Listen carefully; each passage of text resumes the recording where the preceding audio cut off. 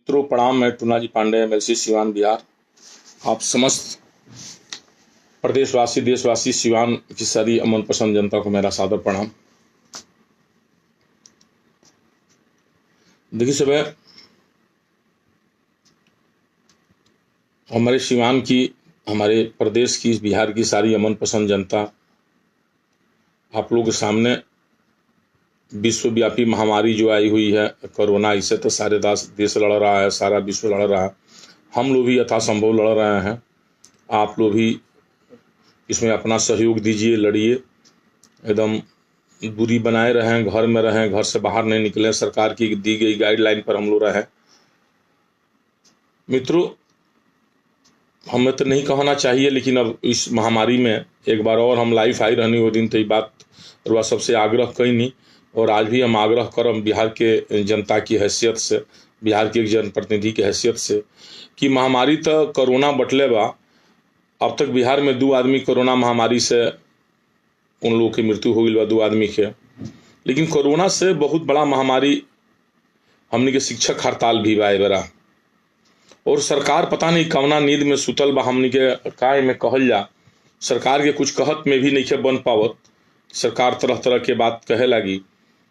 सरकार के में पहल करे के चाहिए आगे आके कि कैसे भी हड़ताली शिक्षक लोग के हड़ताल तुड़वावल जा, वो लोग के शीर्ष नेतृत्व से बात कल जा। लेकिन सरकार वो लोग के मांग कितना मानता नहीं मानत, ही तो अभी सेकेंडरी बात बा। वो लोग के 7 गो मांग बा, लगभग वो लोग के मांग सब जायज बा, उसमें कहीं गलती नहीं है। लेकिन सरकार सम्मानजनक बात भी करे में सकोच कर रहा बा। कहीं ना कहीं सरकार के मन में कहीं ना कहीं जरूर कुछ दुविधा बा, कुछ गलत बा, कि जिसके चलते सरकार बात करे से भी भागतिया। ये बहुत दुखद समाचार बा। 51 गो शिक्षक लोग, 52 गो शिक्षक लोग के मृत्यु हो गई पूरे बिहार में। ये बताई कोरोना से कितना बड़ा महामारी बा, जेकर परिवार शिक्षक के भत्ता पर चलत रहा, वेतन पर चलत रहा, परिवार के ऊपर का बीतत हुई। सरकार 4 लाख रुपया मात्र देवे के कहतिया। ये पुराना आपदा प्रबंधन के तरफ से बाटे, कोनो सरकार के नया प्रोग्राम नहीं है। हमनी के सरकार से हम आग्रह करतनी कि जौन भी शिक्षक ये हड़ताल के वक्त जिनकर अकाल मृत्यु हो गई, हार्ट अटैक कर गई, पैसा का अभाव में दवा ना हो पाओ, उनका कम से कम 15 लाख रुपया सरकार कम से कम मुआवजा दे। क्योंकि 4 लाख रुपया पहले से बा, 11 लाख अपना तरफ से।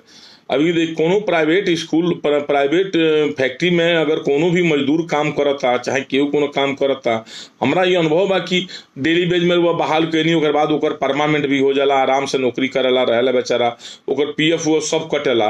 और सरकार कैसन नियोजन ई बाटे कि इमें कोनो एकर कोनो प्रावधाने नहीं है, एकर कोनो व्यवस्था नहीं है। उतना टीचर लोग मांग कर रहा बाटे, वो लोग के मांग जायज बा। वो लोग के मांग पर सरकार के विचार करे के चाही।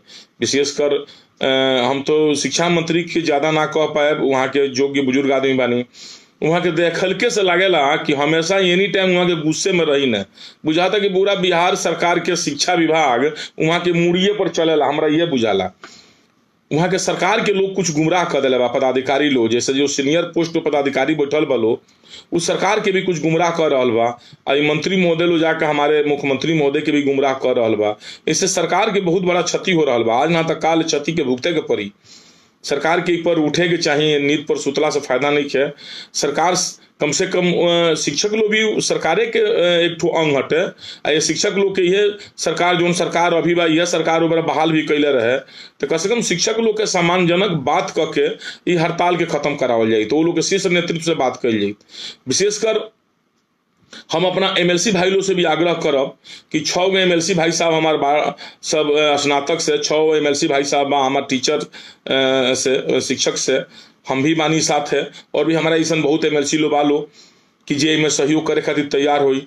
हम शिक्षक वर्ग के शीर्ष नेतृत्व से, ये भी संगठन के शीर्ष नेतृत्व शिक्षा वर्ग से, वो लोग से आग्रह करब कि आप लोग एमएलसी लोग का भी सहयोग लीजिए। एमएलसी लोग से भी आह्वान कीजिए कि भाई वो लोग भी आपके लड़ाई में लड़ें। और हम आप सारे एमएलसी लोग से भी हाथ जोड़ के आग्रह करब कि ई लड़ाई के हमनी के बहुत अच्छे ढंग से शिक्षक के तरफ से लड़ल जा। और वह सभी 12 आदमी बानी, हम भी बानी, 13वां हो गई, और 2, 4, 10 गो एमएलसी लोग हमनी के संगे जरूर आ जाई।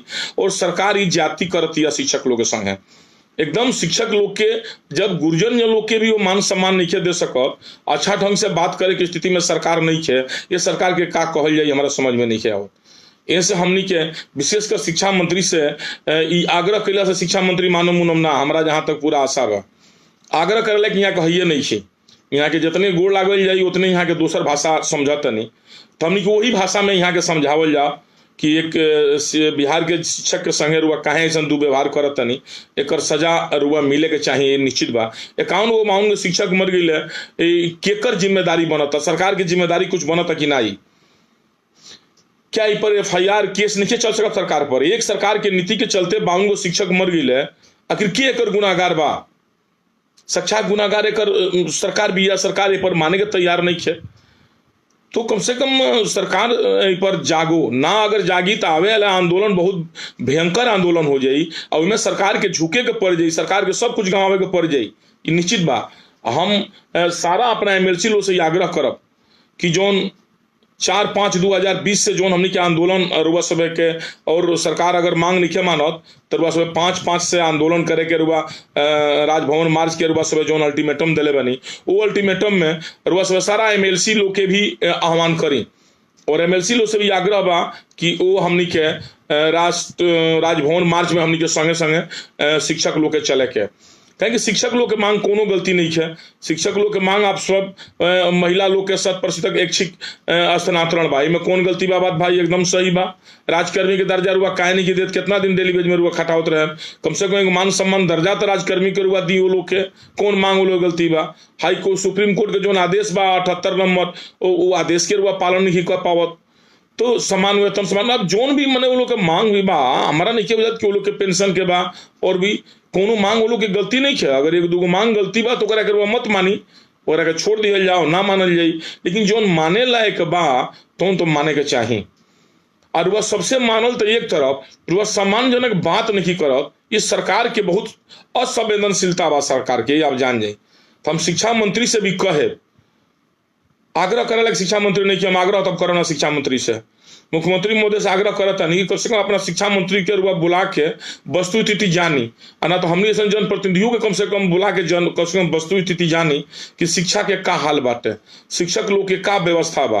रुआ सब अपना अहंकार के चक्कर में कि हम सुप्रीम कोर्ट में केस जीत गए या फलाना हई कर लेनी हऊ कर लेनी, और रुआ सब चाहते नहीं शिक्षक लोग के झुका देवे के। शिक्षक लोग के झुकावला के मतलब है कि पूरी समाज भारतीय संस्कृति के रुआ झुकावे के तैयार बनी। रुआ अपना मैंने सोचे के चाहिए बात के, राउर शिक्षक लोग बहाल कैल बा, रुआ वो लोग के देखे के चाहिए, वो लोग पर ऐसा कठोर डंडा रुआ मत चलाई। ऐसे बिहार सरकार से हमारा आग्रह बा कि शिक्षा मंत्री को आदेश रुआ दी, और ना तो एक समन्वय समिति लोग के बुला के जे भी शिक्षक वर्ग के शीर्ष वर्ग के नेता बा वो लोग के बुलाई, अब बुला के ये लोग के मांग पर वह विचार करी।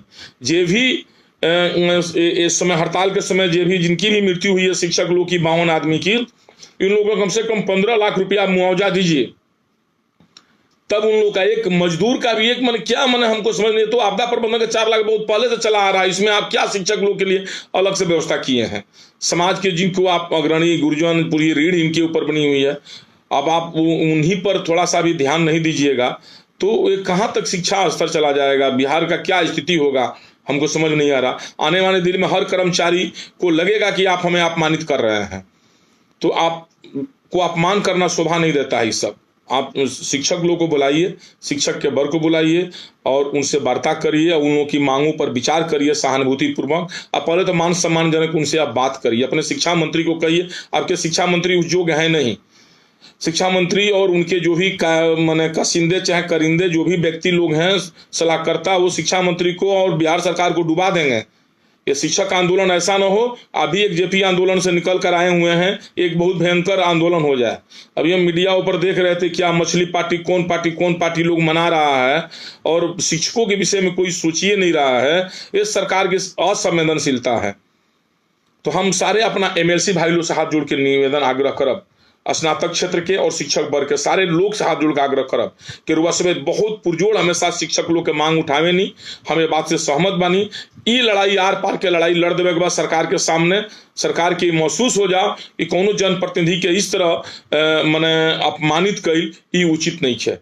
ये पूरे शिक्षा के जगत के अपमानित किया जाता और जितने शिक्षक बंधु हमारे जितने बचे हुए हैं सारे लोग एकजुट हो जाए और एकजुट हो करके सरकार पर हल्ला बोले कि सरकार को लगे कि हाँ आप शिक्षकों को जहां जहां अपमानित किए हैं, जिस राज्य में जहां शिक्षक का गुरुजन का अपमान हुआ है वो राज्य भी नष्ट हो गया है, आप और हम क्या चीज़ हैं।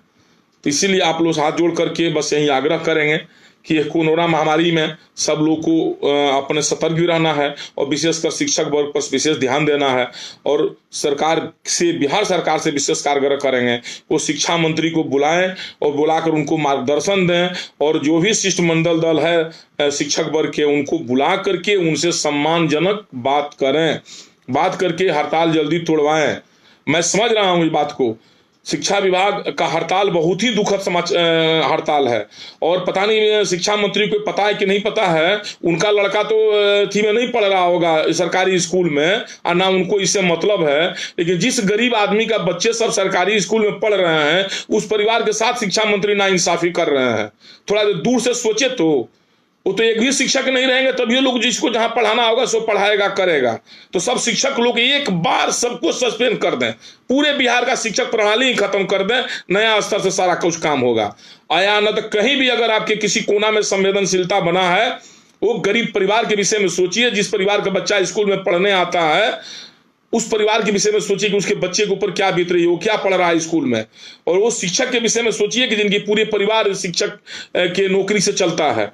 तो आप दोनों पर विचार करते हुए, और शिक्षा जगत को डूबने नहीं दीजिए। शिक्षा मंत्री, हमेशा आप गुस्से में रहते हैं, एनी टाइम गुस्सा में आप रहते हैं, गुस्सा को थोड़ा दिन बाहर रखिए, उम्र हो गया आपका। और मुख्यमंत्री महोदय से आग्रह करेंगे कि शिक्षक वर्ग के शीर्ष नेता लोग को आप बुलाइए और बुलाकर उन लोगों से आप सम्मानजनक बात कीजिए। बस यही बात कहते हुए वाणी को विराम देते हैं। धन्यवाद, प्रणाम।